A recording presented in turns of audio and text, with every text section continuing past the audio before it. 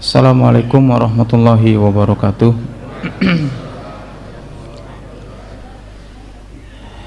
Innal hamdalillah nahmaduhu wa nasta'inuhu wa nastaghfiruh wa na'udzu billahi min syururi anfusina wa min sayyiati a'malina.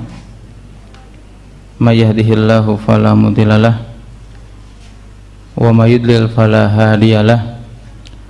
Asyhadu an la ilaha illallah wahdahu la syarikalah wa asyhadu anna Muhammadan abduhu wa rasuluhu alladzi la nabiyya ba'da. Qala Allah ta'ala fi kitabihil karim, ya ayyuhalladzina amanu taqullaha haqqa tuqatih wa la tamutunna illa wa antum muslimun. Ya ayyuhan nasu taqu rabbakumul ladzi khalaqakum min nafsin wahidah wa khalaqa minha zawjaha wa batha minhuma rijalan katsiran wa nisaa'a wattaqullaha alladzi tasaaluna bihi wal arham innallaha kana 'alaikum raqiba. Ya ayyuhalladzina amanu taqullaha wa qulu qawlan sadida yuslih lakum a'malakum wa yaghfir lakum dhunubakum wa may yuti'illaha wa rasulahu faqad faza fawzan 'azima. Ma ba'du. Alhamdulillah, segala puji hanya milik Allah Subhanahu wa ta'ala. Kita memohon berlindung serta bertobat kepadanya, dan kita bersaksi bahwasanya tidak ada Tuhan yang berhak disembah kecuali Allah Subhanahu wa ta'ala. Salawat dan salam tidak lupa senantiasa kita curahkan kepada Nabi kita Nabi Muhammad sallallahu alaihi wasallam beserta keluarganya, sahabatnya, tabi'in, tabi'ut tabi'in, dan kepada para pengikutnya yang senantiasa istiqomah berpegang teguh di atas sunnahnya Nabi Muhammad sallallahu alaihi wasallam hingga akhir zaman. Dan kita bersaksi bahwasanya Muhammad adalah seorang nabi dan rasul utusan Allah Subhanahu wa taala. Alhamdulillah, atas izin Allah Subhanahu wa taala kita bisa bertemu kembali ya di tempat yang insya Allah diberkahi oleh Allah Subhanahu wa ta'ala untuk sama-sama mendengarkan atau saling mengingatkan apa yang dijelaskan dalam Al-Quran dan Sunnah Nabi Sallallahu Alaihi Wasallam sebagai tugas seorang Muslim ya.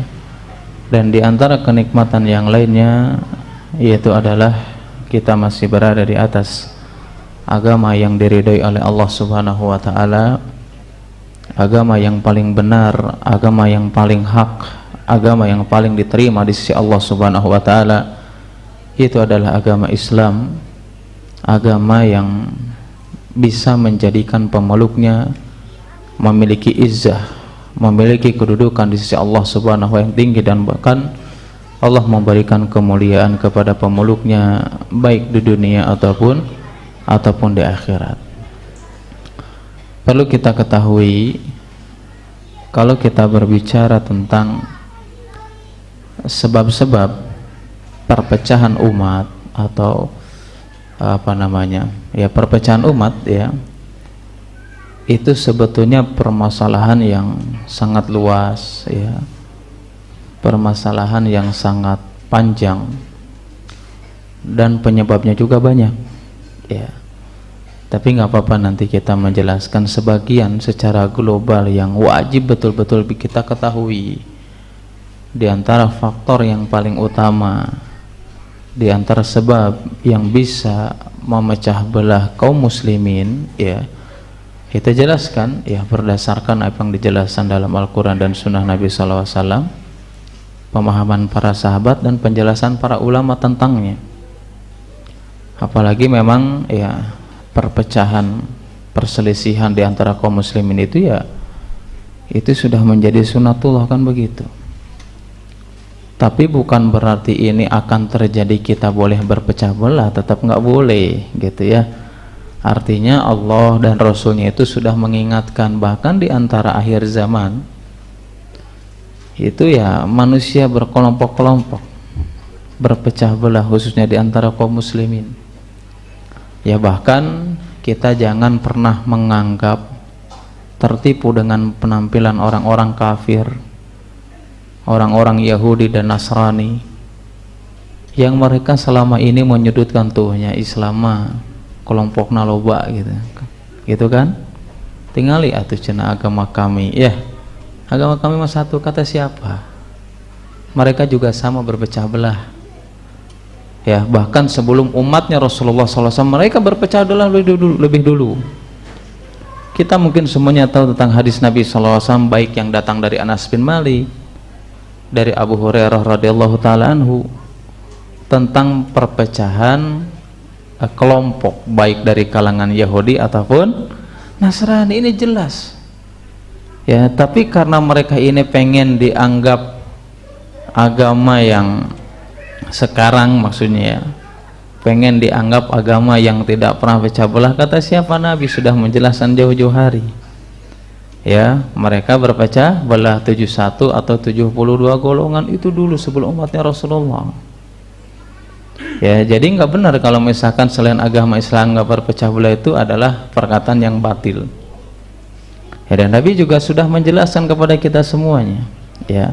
Bahkan Allah Subhanahu wa taala menjelaskan dalam surat Al-Baqarah ayat 113. Di situ kan menjelaskan di antara mereka juga sama, saling mengklaim berpecah belah di antara mereka. Dalam surat Al-Baqarah ayat 113, wa qalatil yahudu laisatin nasara ala syai' wa qalatin nasara, ya, laisatil yahudu ala syai' wa hum yatlunal kitab. Ketika itu mengatakan apa? Orang Yahudi ngomong nih, kalau orang Nasrani itu nggak punya pegangan. Sebaliknya juga sama, orang Nasrani juga ngomong Yahudi itu nggak punya pegangan. Wahum yatlunal kitab. Padahal mereka kedua-duanya juga sama, mempelajari, mengetahui tentang kitab mereka, ya. Jadi di antara hal-hal yang dilakukan oleh orang-orang kufar untuk merusak barisan kaum muslimin, ya, dan itu jatuhnya kepada kaum muslimin yang tidak mengetahui ilmu. Oh benar ogenya, ya, Yahudi dan Nasrani mah juga nanti tidak berpecah-pecah, kata siapa? Ya, kita tahu Nasrani itu ada berapa kelompok, ya, apalagi dulu, ya, sama, ya. Dan Allah Subhanahu wa taala, bahkan Nabi sallallahu alaihi wasallam jauh-jauh hari sudah menjelaskan kepada kita, man ya'is minkum ba'di fasayarah tilafan katsira. Siapapun yang mereka hidup setelah zamanku atau setelah peninggalan Nabi sallallahu alaihi wasallam, fasayarah tilafan katsira. Kalian ini akan berpecah-pecah, berselisih pendapat di antara kalian. Berarti hadis ini mengatakan kepada kita, menjelaskan Nabi SAW apa yang terjadi saat ini pasti terjadi, kan begitu. Bahkan dalam sebuah hadis Nabi SAW yang lainnya, yang diriwayatkan Muslim dari Abu Burdah radhiyallahu taala anhu, bahwasanya Nabi SAW menjelaskan, ya, bahwasanya sahabatku itu para sahabat Nabi SAW, mereka ini adalah, ya, orang yang biasa menepati janjinya, ya. Tetapi setelah sepeninggalan mereka, kata Nabi SAW, artinya sahabat Nabi SAW, maka akan telah datang sesuatu yang pasti yang aku sudah jelaskan kepada kalian. Apa itu maksudnya? Dalam hadis tersebut, ya, dijelaskan Imam Nawawi rahimahullahu taala dalam kitab Syarah Sahih Muslim. Karena hadis tersebut diriwayatkan Muslim dari Abu Burdah. Maksudnya sesuatu yang sudah dipastikan akan terjadi itu apa?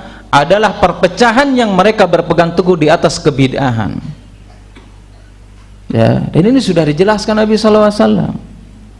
Nabi menjelaskan demikian apa? Supaya kita bisa menjaga diri tidak termasuk menjadi orang-orang yang menjadikan perpecahan di antara kaum muslimin.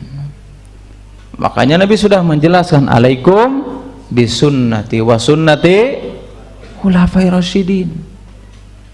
Kalau kamu sudah tahu nih akan terjadi perpecahan ini, kalau kamu tahu nih, ya, bahwasanya akan ada perselisihan di antara kaum muslimin, nggak ada solusi lain lagi.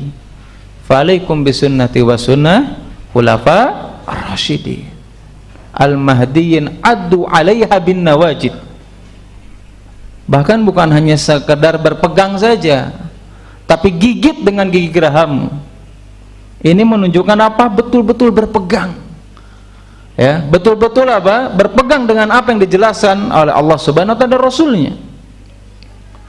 Ya, bahkan kita semuanya mengetahui bukan berarti dalam Islam, bukan berarti Allah Subhanahu wa taala Rasulnya menjelaskan tentang akan adanya perselisihan atau perpecahan di antara kaum muslimin, bolehnya kita berpecah belah, enggak. Bahkan dalam salah satu firman Allah Subhanahu wa taala yang sangat masyhur, yang sering kita dengar, dalam surat Ar-Rum ayat 31 dan 32. Di situ Allah Subhanahu wa taala secara tegas menjelaskan, wala takunu minal musyrikin minal ladina farraqu dinahum wa kanu syia'an kullu hizbin bima ladaihim farihun. Jangan kalian ini menjadi orang-orang seperti orang-orang musyrik. Siapa orang-orang musyrik ini? Di antaranya adalah orang Yahudi dan Nasrani. Mereka yang senantiasa memecah belah manusia. Ya, maka batil kalau mereka mengatakan hanya agama Islam yang berpecah di dalamnya. Justru mereka lah yang senantiasa memiliki semangat yang tinggi bagaimana memisahkan kaum muslimin dari agamanya, menjadikan permusuhan di antara kaum muslimin. Karena Allah yang mengatakannya, wala takunu minal musyrikin, kalian jangan seperti orang-orang musyrikin Yahudi dan Nasrani dan orang-orang yang semisal dengan mereka. Apa sih yang mereka lakukan itu? Apa? Minal ladina farraqu dinahum, mereka yang senantiasa memecah belah agama. Wa kanu syia'an wa kullu hizbin bima ladaihim farihun, dan setiap kelompok itu pasti akan membanggakan kelompoknya masing-masing. Makanya nggak boleh berpecah belah. Atau misalkan ada sebagian, ya kalau kita nggak bikin kelompok nih, ya nggak bikin golongan, Islam ini nggak bakalan kuat katanya. Islam ini nggak bakalan menyebar. Kata siapa? Kata siapa? Islam ini tidak dibangun di atas kelompok. Islam ini tidak dibangun di atas organisasi apapun, tapi Islam dibangun di atas dalil Al-Quran dan Sunnah Nabi SAW, yang bisa menyatukan umat dari perpecahan. Bahkan mereka diberikan kekuasaan oleh Allah Subhanahu wa taala. Gak ada dalam satu ayat pun yang menjelas dibangun di atas kelompok, gak ada. Dalam surat An-Nur itu ayat 55 itu dijelaskan janji Allah Subhanahu wa taala. Syarat kunci manusia ini betul-betul bisa sama-sama di atas di jalan yang diridhai oleh Allah Subhanahu wa taala, atau di antara kunci yang bisa menyatukan umat kaum muslimin seluruhnya. Ya, dalam ayat tersebut dijelaskan, ayat 55. Bismillah. Masya Allah, ini apa ini? Coca-Cola apa kopi? Kopi kan? Masih panas ternyata. Dalam ayat tersebut dikatakan, wa'adallahu alladhina amanu minkum wa amilus solihat.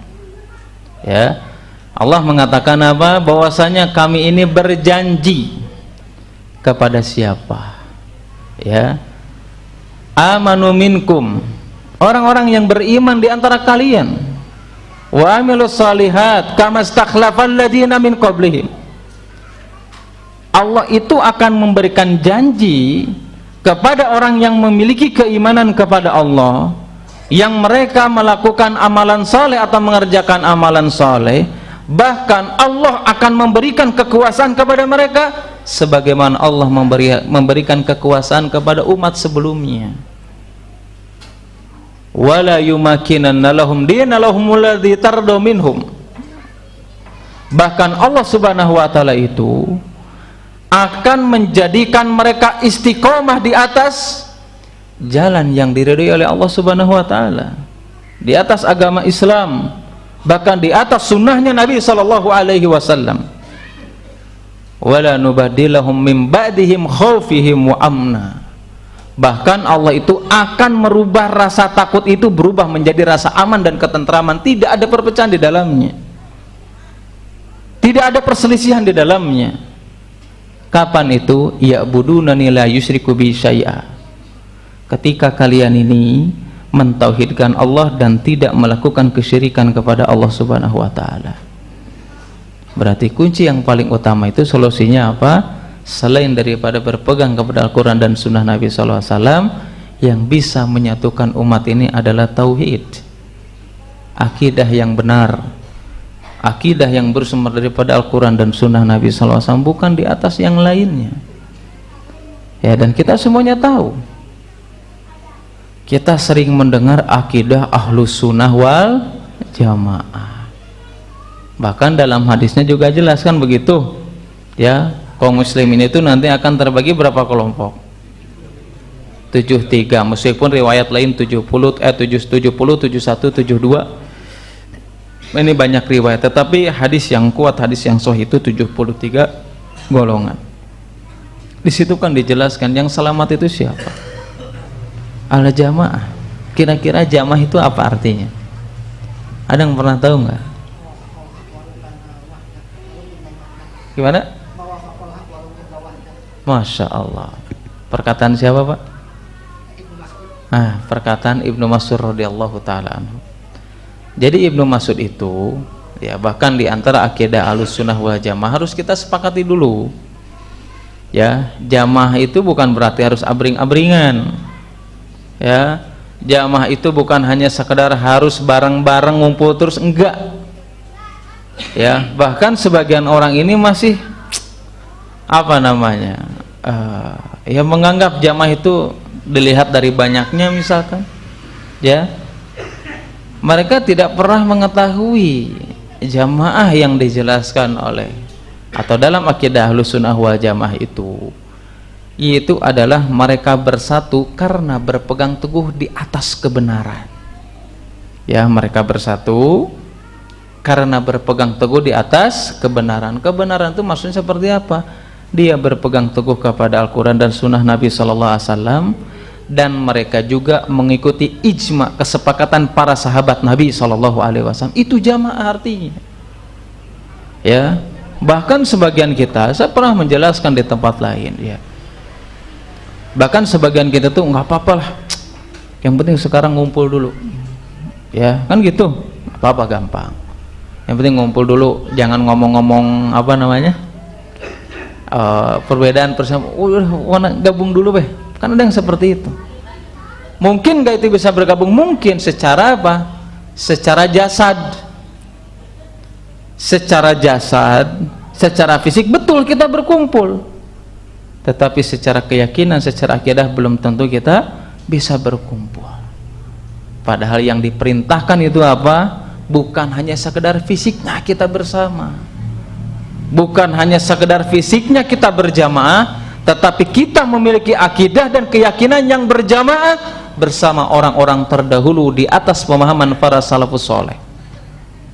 Ya, artinya kalau kita sudah mengetahui karakter sifat Ahlussunnah wal Jamaah itu, yaitu adalah mereka bersatu karena berpegang teguh di atas kebenaran, di atas Al-Quran dan Sunnah Nabi SAW, di atas pemahaman para salafus soleh, berarti ciri itu bisa kita simpulkan, siapapun orang nih, ya, bukan kelompok, siapapun orang yang mereka berada di atas kebenaran, di atas Al-Quran dan Sunnah, pemahaman para salafus saleh, para sahabat terdahulu, maka dia disebut Ahlussunnah wal Jamaah, meskipun dia sendiri sebagaimana tadi dijelaskan perkataan Ibnu Mas'ud, ya, bahwasannya al-jamaah ma wafaqal haqqa wa in kunta wahda.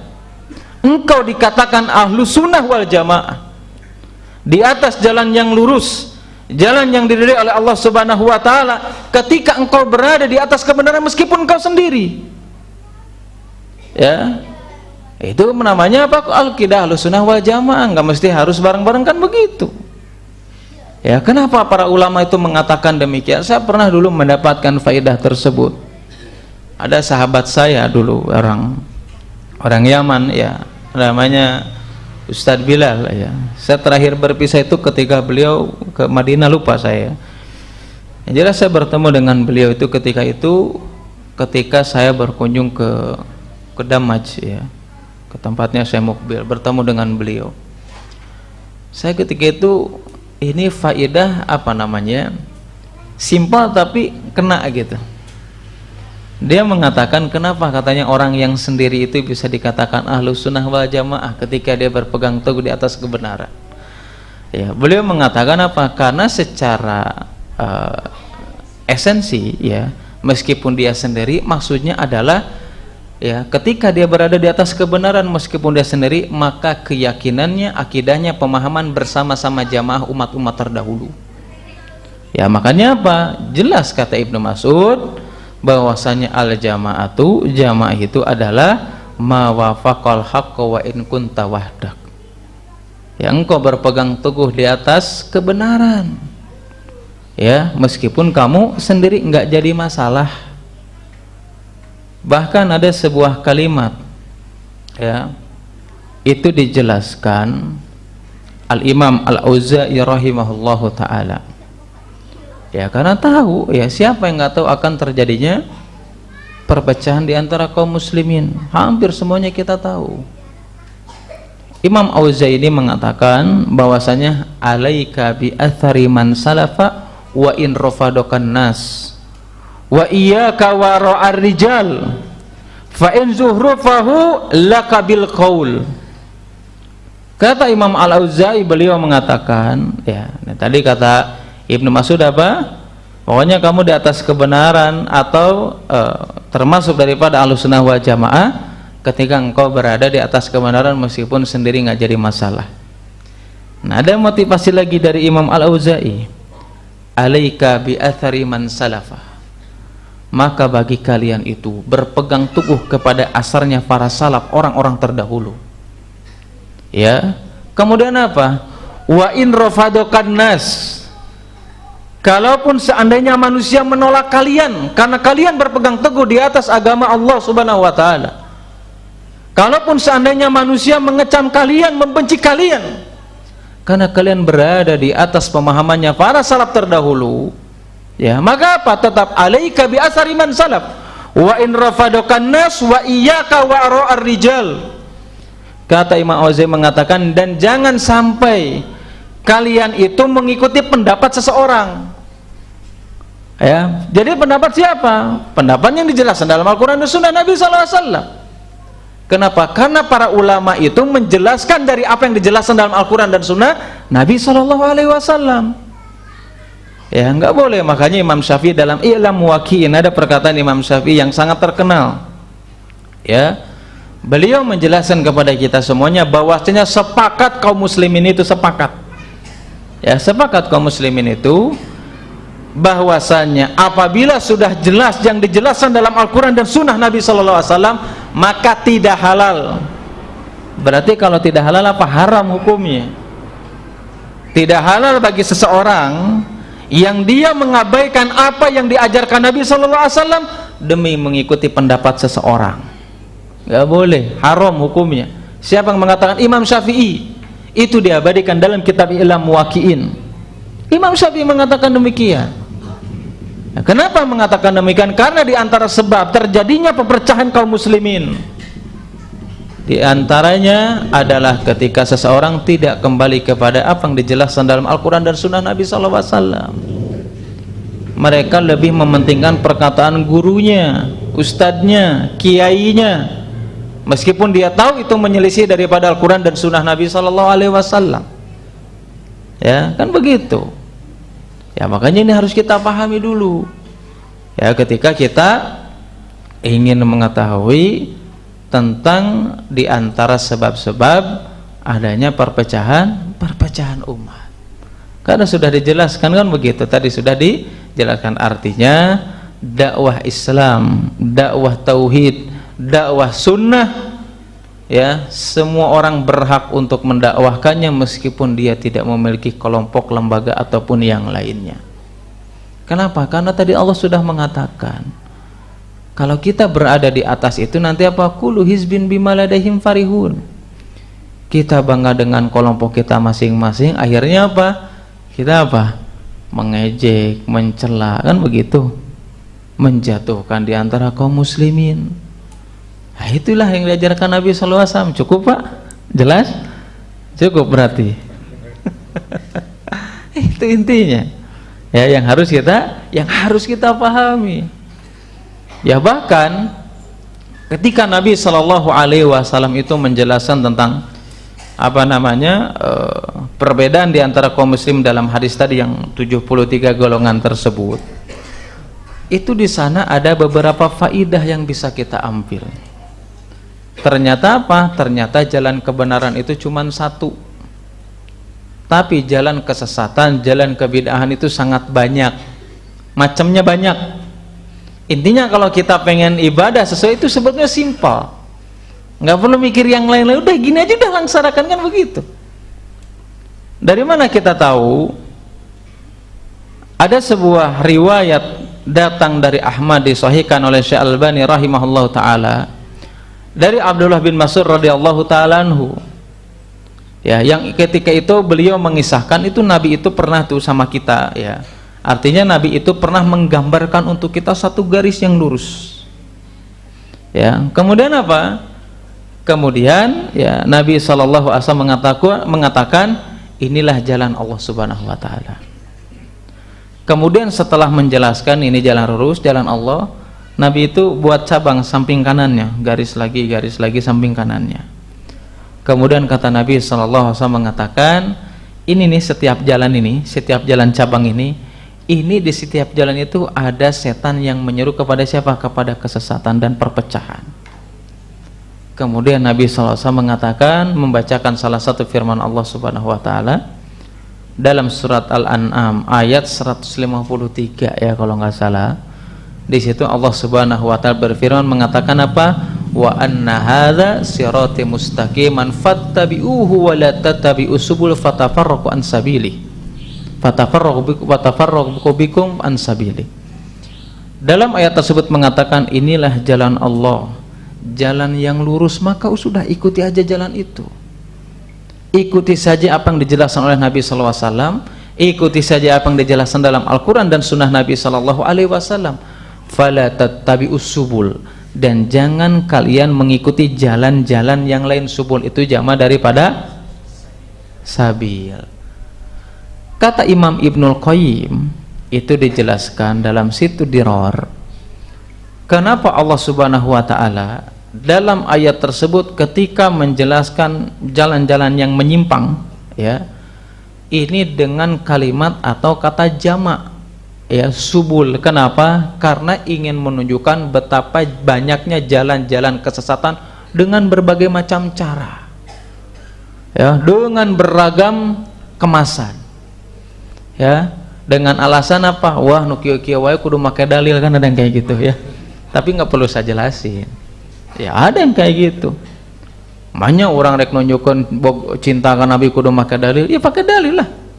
Dia menganggap ibadah kok. Ya sesuatu yang dianggap ibadah harus menggunakan dalil, kan begitu.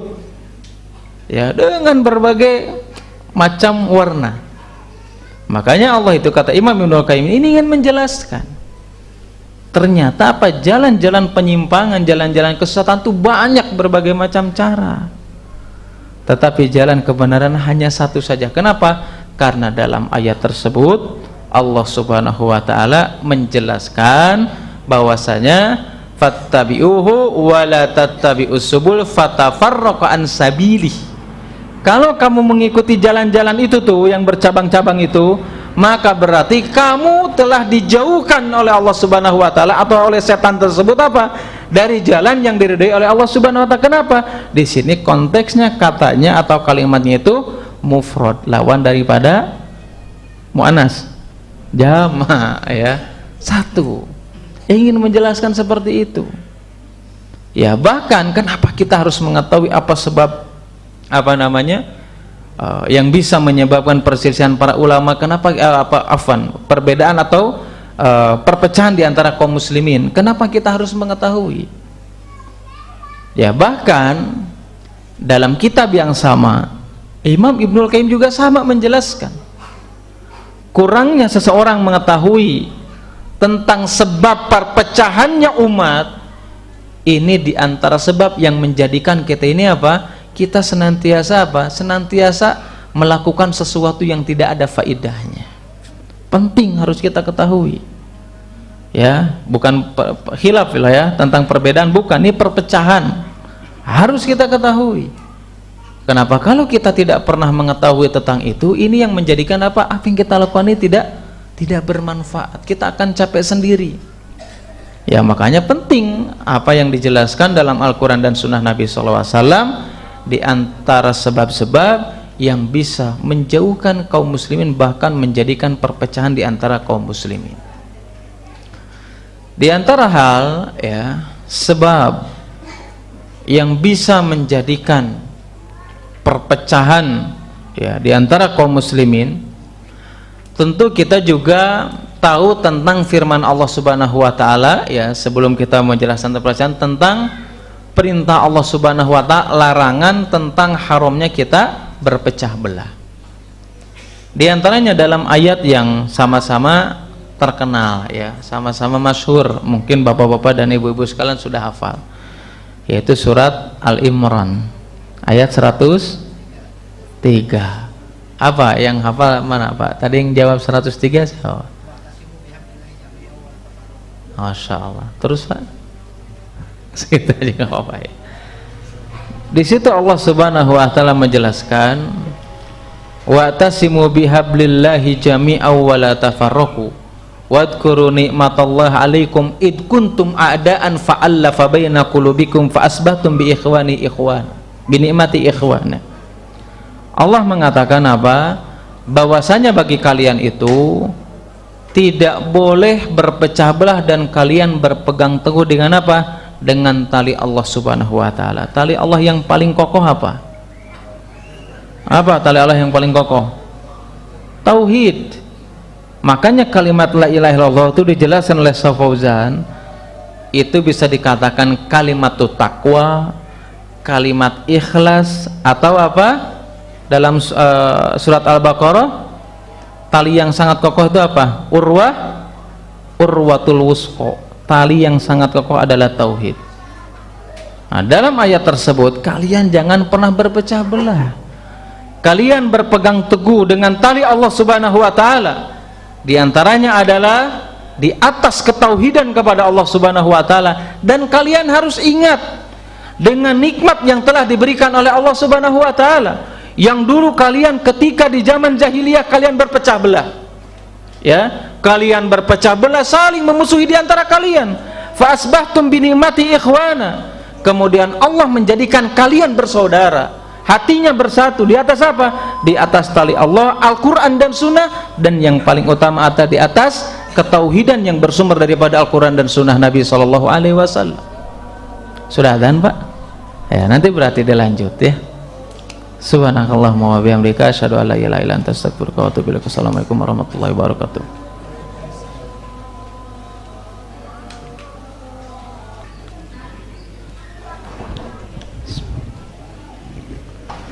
Assalamualaikum warahmatullahi wabarakatuh. Alhamdulillahilladzi arsala rasulahu bil huda wa dinil haq liyudhhirahu 'ala dini kullihi wa kafa billahi syahida. Sampai di mana tadi Pak? Pokoknya perpecahan aja. Surat Al-Imran ya. Surat Al-Imran ayat 103 ya. Betul Pak ya, dalam berbagai banyak ayat ya, dalam Al-Quran ataupun hadis Nabi SAW ya, betul sebagaimana yang kita pahami ya, hampir di antara orang awam pun sama Pak. Ustaz kok bisa pecah gitu ya, bisa beda gitu, padahal kita juga sama-sama gitu ya mengklaim sebagai ahlus sunnah wal jamaah. Makanya Allah itu tidak salah ya. Bahkan tadi saya jelaskan tentang riwayat dari Abu Burdah ya, bahwasanya apa yang bisa dipercaya untuk umatku itu siapa? Para sahabat Nabi SAW ya. Kalau mereka sudah tidak ada, maka akan terjadi sesuatu yang pasti adalah kebidahan dan penyimpangan. Kenapa Nabi mengatakan demikian? Dan ini terjadi zaman sekarang, sama-sama kita mau kitabnya Al-Quran, nabinya Nabi Muhammad SAW, kenapa berpecah? Karena mereka tidak memahami syarat ini dengan pemahaman para sahabat. Ya, banyak ayat lah, mungkin sudah khatam semua ya, tentang perintah Allah Subhanahu wa Ta'ala menjelaskan kepada kita semuanya untuk memahami agama ini dengan pemahaman para sahabat. Tadi hadis sudah dijelaskan ya, alaikum bisunnati wa sunnati ulafar rasyidin. Siapa itu para sahabat Nabi sallallahu alaihi wasallam? Atau dalam Al-Qur'an dalam surat Nur ya, ayat 100 sudah jelas. Allah Subhanahu wa taala itu akan memberikan keridhaan. Berarti kalau Allah Subhanahu wa taala memberikan keridhaan kepada kita, kita akan dijaga oleh Allah Subhanahu wa taala dari perpecahan. Makanya Allah mengatakan bahwa sabiqunal awwalun minal muhajirin wal ansar walladzina tabauhum bi ihsan radhiyallahu anhum wa radu'an. Ya, ikutilah orang-orang terdahulu. Siapa? Para sahabat Nabi sallallahu alaihi wasallam. Memahami Al-Qur'an dan sunnah Nabi sallallahu alaihi wasallam bukan di atas syahwat. Memahami Al-Qur'an dan sunnah bukan di atas kelompok, tetapi memahami Al-Quran dan sunnah Nabi SAW di atas pemahamannya para salafus saleh, sahabat terdahulu. Wajar ketika kita memahami Al-Quran dan sunnah Nabi SAW terjadinya perpecahan di antara kaum muslimin, karena Allah sudah menjelaskan. Bahkan dalam surat Shad, kalau nggak salah ayat 23, di situ dijelaskan ketika Allah Subhanahu wa taala memberitakan kepada Nabi Daud alaihissalam, ya Daud, inna ja'alnaka khalifatan fil ardi fahkum bainan nasa bil adl. Wahai Daud, saya ini sudah menjadikan kamu sebagai khalifah, berbuatlah adil kamu di antara manusia, wala tatabi'il hawa fayudilluka an sabilillah, dan jangan sekali-kali kalian mengikuti syahwat dan hawa nafsumu. Jangan sekali-kali memahami Al-Quran dan sunnah sesuai dengan syahwat dan hawa nafsu kita masing-masing. Wajar kalau ada ada penyimpangan ya, ada perpecahan di antara kaum muslimin. Bahkan dalam surat Al-Baqarah Allah Subhanahu wa taala menegaskan, fa in amanu bimisli ma amantum bihi faqad ihtadaw fa in tawallaw fa innamahum fi shiqaq. Kalau seandainya kalian, kata Allah Subhanahu wa taala, kita semua amanu bimisli ma amantum bihi, orang-orang yang sekarang ini kita beriman sebagaimana berimannya para sahabat terdahulu, memahami agama Islam ini sesuai dengan pemahaman dijelaskan oleh para sahabat Nabi SAW, faqad ihtadaw, maka dia berada di atas jalan hidayahnya Allah Subhanahu wa taala, di jalan keridhaan dan tidak terjadinya perpecahan di antara kaum muslimin. Fa in tawallaw fa innamahum fi shiqaq. Kalau mereka jauh keimanannya, memahami agama Islam ini tidak sesuai dengan pemahaman para sahabat, fa innamahum fi shiqaq, maka mereka berada di atas penyimpangan. Berarti apa? Di atas perpecahan di antara kaum muslimin. Ya, bahkan dalam surat An-Nisa ayat 115 Allah Subhanahu wa taala mengatakan, wa ma yushakikir rasul mim ba'di ma tabayyana lahul huda wa yattabi ghayra sabilil mu'minin nuwallihi ma tawalla wa nuslihi jahannam wa sa'at masira. Barang siapa yang dia mencari jalannya siapa? Keluar dari jalan Rasulullah, keluar dari jalan orang-orang yang beriman yang lebih dahulu, sahabatnya Nabi sallallahu alaihi wasallam, wa nuslihi ma tawalla jahannam wa sa'at masira, maka Allah itu akan mengombang-ambingkan dia di jalan kesesatan, di jalan penyimpangan, di atas jalur yang mana itu tidak diridhoi oleh Allah Subhanahu wa taala. Kapan itu? Kalau kita betul-betul tidak memahami syariat ini, Al-Quran dan sunnah Nabi sallallahu alaihi wasallam berdasarkan pemahaman para sahabat. Tapi Ustadz, ada pendapat di sana mengatakan kalau perpecahan itu rahmat, berarti kalau persatuan azab, begitu. Ya, karena ada seperti itu. Tetapi itu sudah diteliti sama Syekh Albani, ya. Kalau nggak salah lafadznya itu apa? Ikhtilaful ummati rahmah. itu diteliti sama Syekh Albani itu dalam silsilah hadis dhaifah itu bukan hadis dari Nabi itu. Tidak boleh kita mengatakan itu disandarkan kepada Rasulullah sallallahu alaihi wasallam. Ya, kalaupun yang hadis itu apa? Ada hadis diriwayatkan Imam Ahmad itu dari Nu'man bin Bashir radhiyallahu taala anhu. Kebalikannya justru. Nabi mengatakan melalui hadis Nu'man bin Bashir itu apa? Al-jama'atur rahmah. Berjamaah itu adalah rahmat. Justru apa? Perbedaan atau perpecahan ya, justru itu adalah azab. Tapi kalau seandainya ini anggap saja sudah sepakat kita tidak disandarkan kepada hadis Nabi SAW, kira-kira benar nggak ungkapan seperti itu? Benar apa enggak? Hah? Tidak. Mutlak tidak?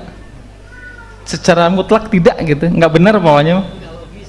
Nggak logis. Betul, kalau secara logis nggak logis. Ya jangankan urusan agama kan begitu. Kita pecah sama suami istri aja riweuh, gitu ya.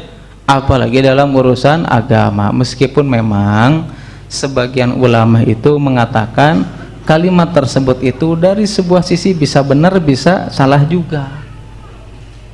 Bisa benarnya kapan? Kalau ditinjau dari usaha keras para ulama untuk menentukan sebuah hukum, karena ijtihad kan begitu, sehingga memunculkan berbagai macam pendapat, maka baru di situ rahmat. Tapi bisa ditinjau salah kapan? Kalau itu disandarkan kepada umatnya, yaitu apa? Mereka saling kekeh dengan pendapatnya guru masing-masing yang sudah jelas daripada pendapatnya itu menyelisihi dari apa yang datang dari Nabi SAW, maka kalimat seperti itu adalah kalimat yang salah. Jelas Pak? Jelas ya. Nah, berarti kalau kita harus memahami agama ini ya, Al-Quran dan Sunnah sesuai dengan pemahaman, supaya kita tidak berpecah belah. Terus apa diantara sebabnya umat ini bisa pecah belah ini? Apa umatnya? Ada sebuah kitab ya, itu namanya Iqtida Siratil Mustaqim. Di situ ada perkataan Al-Hafidz dan Imam Ibnul Qayyim rahimahullahu taala. Di antara sebab yang paling utama adanya perpecahan di antara kaum muslimin karena mereka jauh dari ilmu. Ya, itu sebab yang paling utama. Ya, dia jauh dari ilmu. Dari ilmu yang bersumber daripada Al-Quran dan Sunnah Nabi Sallallahu Alaihi Wasallam.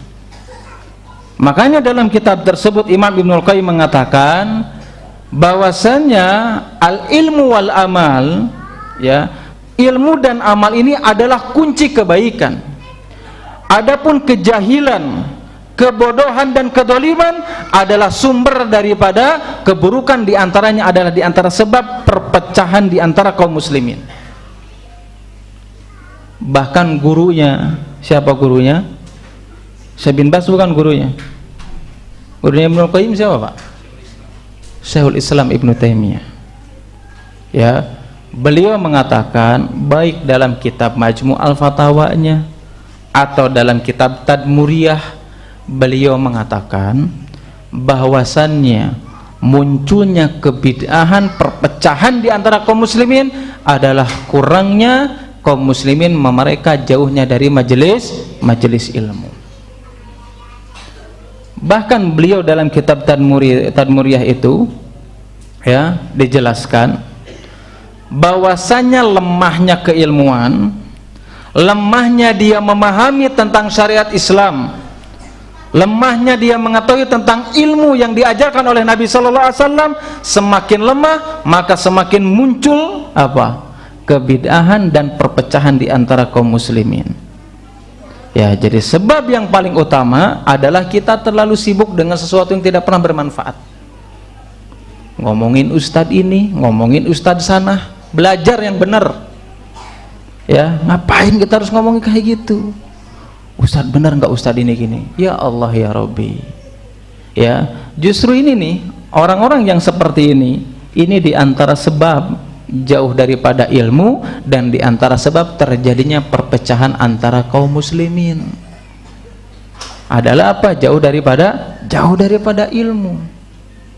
Ya, tetapi harus kita pahami juga ya, menuntut ilmu ya harus selektif juga. Kan kita nggak apa-apa, yang penting mah ambil baiknya, tinggalkan buruknya. Kalau dia sudah tahu tentang kebaikan keburukan, kenapa ngaji dia nggak ngajar aja? Ya kan? Nggak wajar seperti itu. Justru ini kalimat yang tidak baik. Ya, ada misalkan orang awam, nggak apa-apa Ustaz, saya mengaji sama siapa aja. Yang penting ambil baiknya, buang buruknya. Masya Allah, dia baru ngaji sudah paham tentang kebaikan dan keburukan. Bahasa Arab juga belum paham. Nahwu shorof bingung juga. Ya, kalau seandainya patokannya hanya sekedar seperti itu, maka tolak ukur kebenaran itu akan berbeda-beda, kan begitu? Ya kan? Pasti sesuai dengan apa? Selera kita masing-masing. Kan kebaikan menurut saya beda dengan kebaikan bapak-bapak, kan begitu? Kalau alasannya seperti itu, ya artinya bahkan Nabi SAW aja sudah menjelaskan kepada kita. Kita kalau berteman aja nih, kita dengan teman ini, dengan teman siapapun, kita sehari-hari itu tidak melulu ngomong agama, kan begitu? Kadang kita ngomong urusan dunia, bisnis, kita aja harus milih teman yang mana yang baik. Apalagi ini urusan agama, nggak bisa ngomong kayak gitu. Ya, kalau yang penting ambil baiknya dan buruknya, emang kita tahu gitu yang baik kayak gimana? Apakah kita sudah tahu mana kebatilan, mana yang bisa menyebabkan perpecahan? Apakah tahu? Ya, justru apa? Tugas kita bagaimana caranya belajar dari sumber yang jelas. Ya, dari para ulama yang betul-betul mereka menjelaskan tentang apa yang dijelaskan dalam Al-Quran dan Sunnah Nabi SAW sesuai dengan pemahaman para sahabat. Bahkan dijelaskan di sini apa di mana, Pak? Penjelasan tentang Imam Malik. Karena kita tahu sumber di antara penyimpangan dan perpecahan itu adalah bersumber daripada jauhnya ilmu. Maka Imam Malik itu gurunya siapa? Imam Syafi'i. Beliau mengatakan kepada siapa harus kita mengambil ilmu dan siapa yang tidak boleh diambil ilmunya. Ya, ini nasihat Imam Malik ini. Coba lihat muridnya Imam Syafi'i itu. Kita nggak pernah ketemu, tapi kita tahu karya-karyanya, kita tahu ucapan-ucapannya. Kenapa? Karena ada di antara nasihat Imam Malik yang dijelaskan, ada orang-orang yang dia tidak boleh diambil ilmunya. Yang pertama adalah orang-orang yang mereka jelas melakukan kebid'ahan, itu tidak boleh diambil ilmunya. Kata siapa? Kata gurunya Imam Syafi'i, yaitu adalah Imam Malik. Yang kedua, yaitu adalah orang-orang yang menyeru dakwah ini di atas syahwat dan hawa nafsu, nggak boleh diambil ilmunya. Dan yang ketiga kata Imam Malik, yang tidak boleh diambil ilmunya adalah orang yang senantiasa berdusta meskipun dia tidak mengatasnamakan Rasulullah SAW. Nggak boleh ya berdusta. Kira-kira ada nggak orang yang bisa ngapung gitu zaman sekarang loh? Jangan ngomong Saras 008, Pak ya. Orang berdusta meskipun tidak mengatasnamakan Rasulullah SAW. Yang ketiga adalah orang soleh. Dia menjelaskan sebuah hadis, dia tahu tentang hadis, tetapi dia tidak tahu apa yang dia sampaikan. Itu nggak boleh diambil ilmunya. Nah, kenapa Imam Ibnul Qayyim, Syekhul Islam Ibnu Taimiyah mengatakan di antara faktor yang paling utama adanya perpecahan di antara kaum muslimin ilmu? Kita tahu tentang hadis Nabi SAW. Ya, orang yang menginginkan perpecahan di antara kaum muslimin itu bukan orang muslim sendiri, bahkan orang kafir itu bagaimana caranya mengadu domba di antara kaum muslimin. Apakah saya fitnah, saya hoax? Enggak, Nabi yang mengatakannya. Yushiku antada alaikumul umam kama tadal akalatu ila qas'atiha. Kata Nabi SAW, nanti ini suatu hari Islam ini seperti apa?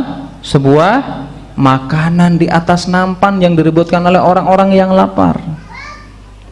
Sebagian ulama mengatakan Islam itu seperti di atas nampan direbutkan oleh serigala yang lapar. Coba bayangkan kayak gimana. Nggak usah serigala, orang lapar we kumaha ketika menemukan makanan satu nampan. Dirusak bagaimana caranya dipecah belah.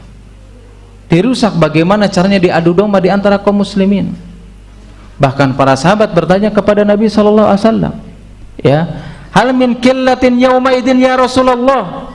Apakah ketika orang-orang berupaya untuk merusak agama Islam, untuk memecah belah kaum muslimin, apakah ketika itu kaum muslimin sedikit? Tapi Nabi sallallahu alaihi wasallam mengatakan apa? Bal antum yauma idzin katsirun walakinnakum gusaka gusaisail. Kalian itu ketika orang-orang berlomba-lomba untuk memecah belah umat Islam ini, untuk memecah belah barisan kaum muslimin, kalian itu banyak tapi kalian tidak pernah punya prinsip. Kalian seperti apa? Seperti buih di lautan, atau sebagian tafsir dikatakan seperti sampah yang terombang-ambing oleh air, nggak punya prinsip, nggak punya ilmu, ya, tidak beragama dibangun di atas akidah yang benar, akidah yang diajarkan oleh Nabi Sallallahu Alaihi Wasallam, yang dijelaskan dalam Al-Quran dan Sunnah Nabi Sallallahu Alaihi Wasallam. Kenapa? Karena mereka jauh dari majelis ilmu, mereka nggak mau mempelajari agama Islam ini dengan baik. Ya, giliran kita melihat kejadian misalkan di Swedia, ya, akhir-akhir ini beberapa kali membakar Quran, ya, terkadang kita ya betul memiliki kesel, ya. Harusnya apa? Ketika melihat seperti itu, yang harus kita lakukan bagaimana caranya ini kita lebih mencintai Islam ini dengan apa? Dengan hadir di majelis ilmu. Ini kunci yang paling utama. Kenapa? Karena dalam hadis tersebut Nabi mengatakan apa? Justru apa? Mereka ini semakin semangat menghancurkan Islam, menjadikan Islam ini berpecah belah. Kenapa? Mereka sudah tidak memiliki rasa takut lagi. Ya, wa yanzi'anna min sudurikum min suduri aduwikumul mahabata minkum. Allah itu menghilangkan, mencabut rasa takut pada orang-orang kafir terhadap kaum muslimin. Ya, makanya apa? Mereka bekerja keras bagaimana kaum muslimin ini berpecah belah.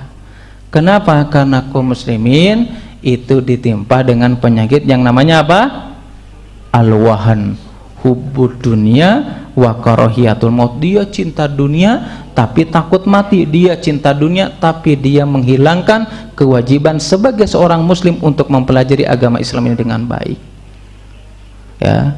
Makanya apa? Para ulama Ibnul Qayyim Sheikhul Islam mengatakan hal yang paling utama itu apa? Adalah ilmu.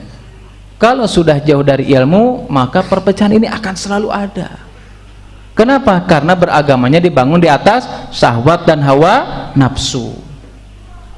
Makanya para ulama mengatakan ilmu ini bisa menangkal bisa menangkal syubhat, dan kesabaran bisa menangkal syahwat. Semuanya dengan ilmu. Sebab yang kedua yang bisa menjadikan perpecahan di antara kaum muslimin, nah ini kita harus biasa mendengar kalimat ini. Ya, kadang ada orang ini alergi dengan kalimat yang kedua ini. Sebab perpecahan adalah kebid'ahan. Ini harus kita jelaskan, Pak. Ya, ya mau ustadz ngabid'ah-bid'ahkan, kata siapa? Saya nggak pernah membid'ahkan sesuatu kecuali apa yang dijelaskan dalam Al-Quran dan Sunnah Nabi SAW. Bahkan saya pernah ini, ya, ceramah di sebuah masjid, bukan ceramah, sebetulnya khutbah Jumat. Itu setelah saya khutbah Jumat, dan sebelum saya juga ada, ya, ustadz kita lah, pokoknya bapak-bapak juga insya Allah kenal, ya. Ustadz kita itu pernah itu nggak boleh khutbah Jumat pokoknya di salah satu masjid. Alasannya apa? Setiap khutbah Jumat mengatakan wa kullu bid'atin dolalah wa kullu dolalatin finnar. Wah, ustaznya yang mengabid'ahkan gitu ya. Padahal itu apa? Siapa yang mengajarkan itu? Nabi SAW dalam riwayat Muslim. Nabi yang mengatakan ini bid'ah, ini sunnah, itu Nabi. Ya, kalau kita tidak mau menjelaskan sesuatu yang paling penting dalam agama Islam, wajar kalau kita selama ini nggak punya prinsip. Wajar kalau selama ini kita beragama segala dilakukan, padahal itu tidak pernah diajarkan Nabi sallallahu alaihi wasallam. Bahkan orang yang melakukan kebid'ahan dalam agama Islam itu termasuk daripada orang yang melakukan kesyirikan kepada Allah Subhanahu wa taala. Siapa yang mengatakannya? Allah sendiri dalam surat Asy-Syura ayat 21. Ya, di situ Allah Subhanahu wa taala sudah menjelaskan, am lahum syuraka'u syara'u minad-din. Apakah mereka ini melakukan kesyirikan dengan mensyariatkan sesuatu dalam agama ini malam ya'dzam bihillah, yang Allah tidak mengizinkannya, Allah tidak merestuinya, tetapi dia mampu mengotak-atik dalam ajaran Islam. Mereka mengkreasikan dalam agama Islam ini dengan sesuai dengan apa? Sesuai dengan kebutuhan, Pak. Bukan sesuai dengan syahwatnya lagi, sesuai dengan kebutuhan. Ya, makanya apa? Apapun dia lakukan padahal itu menyelisihi daripada apa yang diajarkan Nabi sallallahu alaihi wasallam. Masa kita nggak boleh mengatakan kullu bid'atin dolalah? Itu Nabi sallallahu alaihi wasallam yang mengatakannya. Bagaimana mungkin kita mengikuti kalimat mengikuti?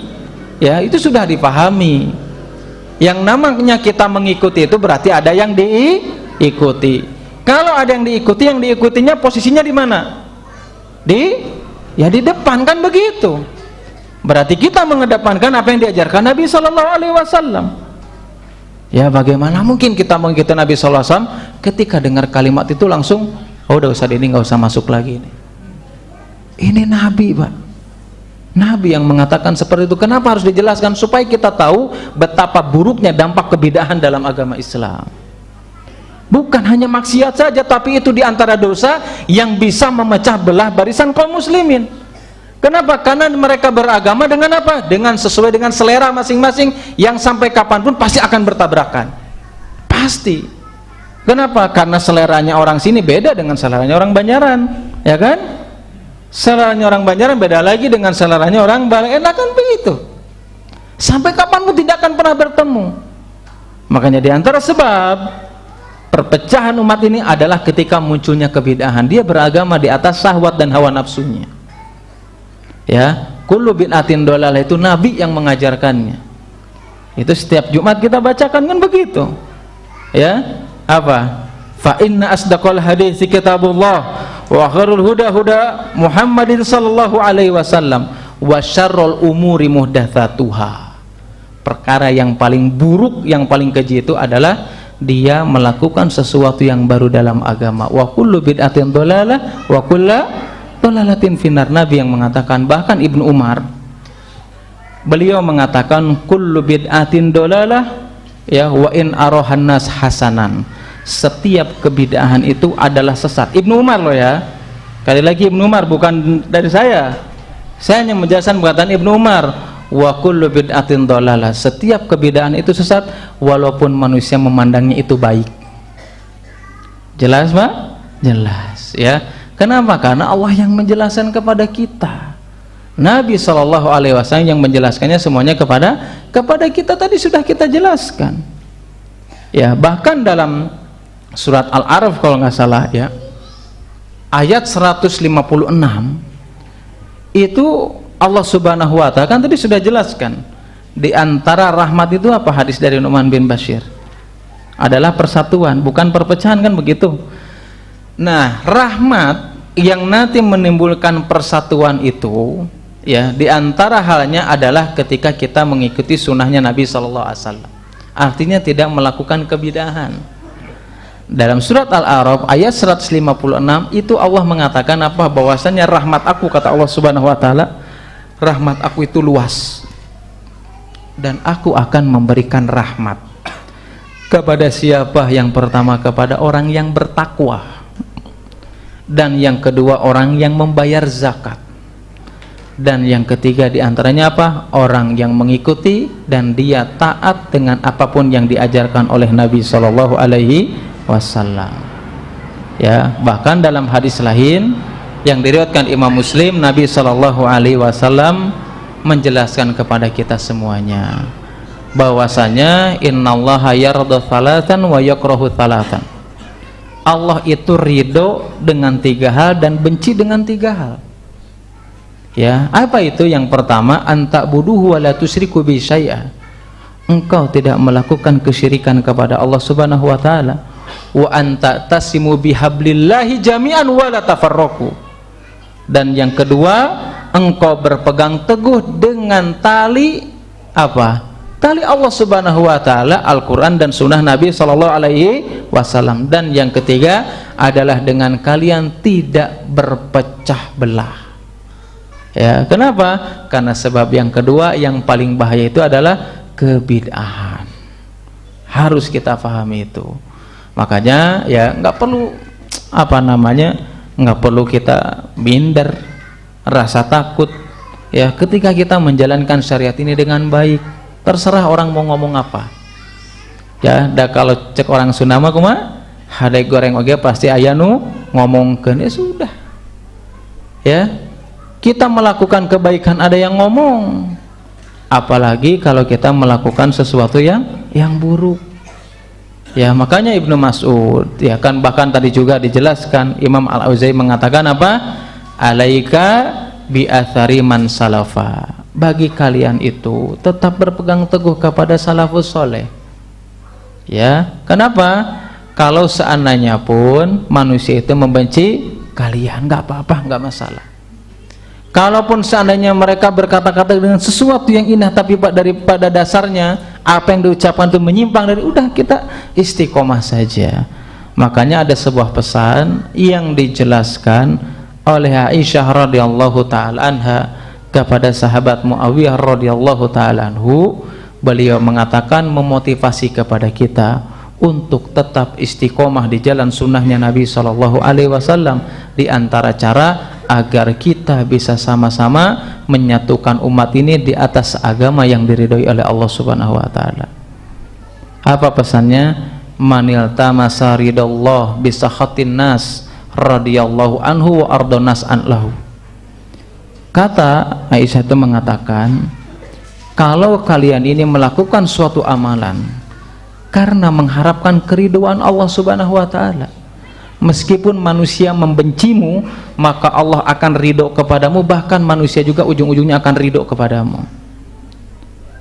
Manil tamasa biridon nas, dan barang siapa yang dia melakukan amalan karena dia mengharapkan keridhaan dari manusia. Kenapa? Kalau dia melakukan ini takut dicela misalkan, takut dihina misalkan, karena berpegang teguh di atas sunnahnya Nabi SAW. Kalau ada orang yang seperti itu, dia melakukan amalan karena manusia, ya, tetapi apa? Ternyata dia melakukannya itu apa? Di bawah kemurkaan Allah Subhanahu wa taala, maka Allah akan ridho kepadanya. Bahkan manusia yang dia harapkan untuk memuji, pada ujung-ujungnya akan membenci juga. Artinya apa? Sampaikanlah itu yang hak, meskipun apa? Meskipun sudah sampaikan saja. Ya, Ibnu Mas'ud mengatakan apa? Ittabi'u wa la tabtabi'u faqad kufitum.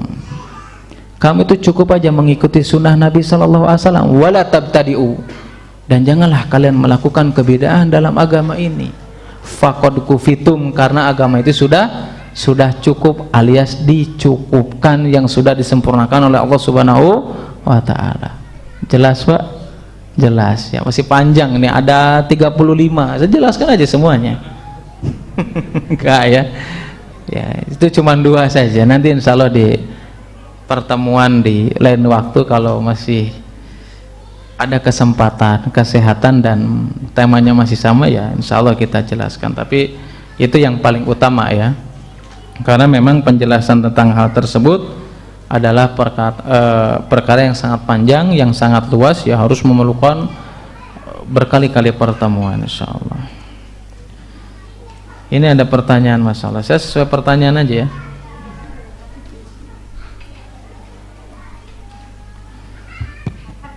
Bismillah, izin bertanya Ustadz, apa hukumnya wanita haid kajian di masjid? Udah lama-lama jazakallah. Ya sebaiknya kalau mau ikut ngaji ya di luar saja, ya, karena sedang haid kan, ya di luar atau di ini, ya ini sebagai bentuk menghormati dari rumah Allah Subhanahu wa ta'ala. Wah ini saya berat nih jawabnya nih. Ustadz, apa hukumnya merokok itu makruh? Mohon penjelasannya Ustadz, apa dalilnya? Ada yang bisa menjelaskan, Pak? Hah? Oh, ibu-ibu tuh.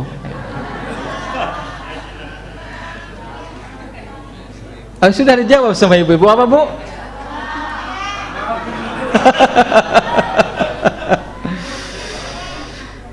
Jelas, Pak, ya. Kalau merokok itu, ini bukan berdasarkan, bukan karena saya tidak merokok, bukan, ya, tapi karena dalil, Pak. Ya, banyak, sudah terlalu banyak, ya, menjelaskan tentang dalil tersebut. Intinya adalah hukumnya haram, ya, hukumnya haram. Tidak boleh tepuk tangan. Hah? Jangan-jangan gara-gara ini saya nggak diundang lagi ya. Nyebutin kulu bidah nggak masalah deh. Ini pertanyaan yang ini. Memang tidak boleh, diharamkan dalam syariat Islam. Memang nggak ada. Tapi Ustadz, nggak ada dalam Al-Quran haram merokok. Saya nanya, emang ada di Al-Quran diperintahkan makan lotek? Ada nggak? Hah? Makan karedok seblak ada nggak? Ya, itu kalau misalkan pembenaran, ya, dengan dalil, wah, Ustadz nggak ada rokok, ya udah, ya, besok awas kalau kamu jajan seblak. Nah, nggak ada dalam Al-Quran kalau seblak itu halal, nggak ada kan? Ya sudah, itu kalau kita berdalilnya dengan logika, ya, kan banyak, meskipun secara tidak langsung fala tahluku, ya, fala taqtulu anfusakum illa tahluka, kan itu Allah Subhanahu wa ta'ala mengatakan, janganlah diri kalian itu membinasakan diri sendiri dengan perbuatan kalian. Kan sudah jelas dalam tulisannya apa? Membunuhmu, ya kan? Ya kan? Membunuhmu itu kira-kira gimana tuh? Iya, dan yang lainnya. Ya, apa sih ini, pertanyaan apa lagi ini? Ya, itu tidak boleh, ya. Sebaiknya kita tinggalkan. Makanya kan saya di khutbah yang kapan saya lupa, pokoknya khutbah Jumat saya menjelaskan di sini tentang ciri seorang muslim yang sejati. Kan kita semuanya pengen menjadi seorang muslim yang sejati, nggak mau kita disebut orang kafir, kan? Nggak mau, ya. Orang yang nggak ke masjid aja dibilang orang kafir, ngambek itu, apalagi kita. Nah, ciri muslim yang sejati itu apa? Min husnil islamil mar'i tarkuhu ma la ya'ni. Ciri seorang muslim sejati itu adalah meninggalkan sesuatu yang tidak penting, tidak manfaat. Di sini bukan hanya sekedar perbuatan, kalau haram sudah jelas harus kita tinggalkan. Tetapi yang tidak bermanfaat di sini adalah di sini yang haram, yang makruh, yang mubah juga harus kita tinggalkan. Kalau yang mubah tersebut berlebihan, wallahu a'lam bishawab. Jelas ya? Insya Allah semuanya udah pada bisa baca, ya. Kalau rokok itu apa? Membunuhmu. Berarti kalau enggak, berarti belum bisa baca.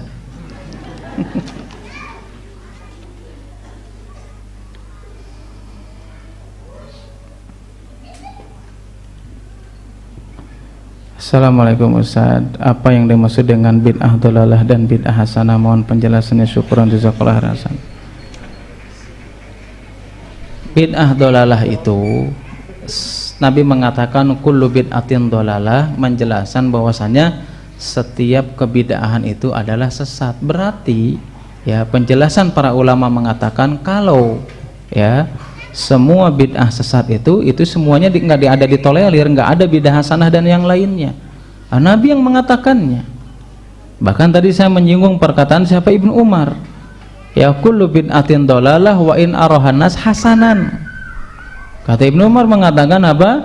Semua bid'ah itu adalah kesesatan meskipun manusia menganggapnya baik. Ya, tidak bisa digabungkan dengan dalil ketika sholat tarawih jauh, ya, jauh, ya. Bahwasanya ada bid'ah hasanah. Bahkan Imam Malik rahimahullah taala beliau pernah mengatakan, ya, dan ulama-ulama yang lainnya juga pernah menjelaskan, ya, justru apa, kalau ada orang, kurang lebih maknanya, ya, kalau ada orang yang dia melakukan sesuatu yang baru dalam urusan agama, lah ini harus kita garis bawahi. Bid'ah yang dilarang itu adalah mengadang-adakan sesuatu yang baru dalam agama, bukan dalam urusan dunia. Ya, kalau dalam urusan dunia nggak masalah. Ya, karena orang awam jauhnya pas gitu, sagala teh bid'ah geus ge mah hajina kanu onta. Gitu kan? Ya enggak. Berarti dia nggak paham tentang urusan itu. Ya, kalau dia paham, ya, bid'ah yang dijelaskan oleh Nabi SAW itu adalah sesuatu yang baru dalam agama Islam. Atau ketika kita jelaskan ini bid'ah, oh iya mah kelompok pengkapling surga, ya kan, merasa dirinya paling benar, padahal dia juga sama merasa paling benar. Benar nggak? Benar. Ya, ketika kita ente ini salah nih bid'ah, dia merasa paling benar, padahal dia sendiri juga menganggap paling benar, ya kan? Kalau dia nggak menganggap paling benar, pasti nggak mau disalahin sama orang lain. Tapi kalau dia merasa salah, kenapa dia nggak tobat, kan begitu? Ya, kalau ada orang yang mengatakan demikian, ini merasa paling benar dan yang lainnya, itu adalah argumen yang tidak ilmiah, keluar dari mulut orang yang tidak bisa membantah dengan secara ilmiah. Ya, merasa paling benar, dia juga sama merasa paling benar karena nggak mau disalahkan, ya kan? Ya sudah, ya itu diantara penjelasan tentang bid'ah. Makanya kata Imam Malik mengatakan kalau ada orang yang mengada-ngada dalam agama Islam ini sama saja dia menganggap ajaran Nabi SAW atau Rasulullah SAW itu berdusta dengan syariatnya.